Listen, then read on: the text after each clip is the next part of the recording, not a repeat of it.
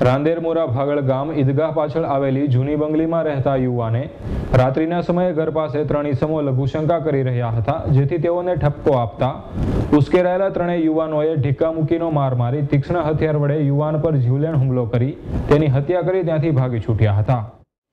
રાંદેર મોરાભાગળ ગામ ઈદગાહ પાછળ આવેલ જૂની બંગલીમાં રહેતો નિલેશ ઉર્ફે પોપટ મોરેના ઘર બહાર રાત્રિના સમયે ત્રણ અજાણ્યા ઈસમો લઘુશંકા કરી રહ્યા હતા।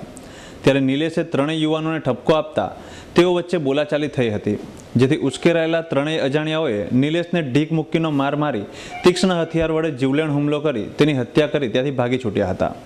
બનાવ અંગેની જાણ રાંદેર પોલીસને થતાં તાત્કાલિક પોલીસ સ્ટાફે સ્થળ પર પહોંચી લાશનો કબજો લઈ વધુ તપાસ હાથ ધરી છે।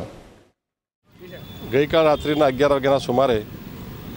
બે જે ભીખ માગીને ખાતા હતા એવી એક ઓરડીમાં સૂવે છે, તેઓના જણાવ્યા મુજબ ત્રણ ઈસમો આવેલા અને મને પેશાબ કરવો છે તેમ જણાવતા મેં તેઓને ના પાડેલી, જેથી તેઓએ મને હુમલો કરેલો અને પાછળના ભાગે છરી મારેલી, જે બાબતે અમે ગુનો દાખલ કરેલ છે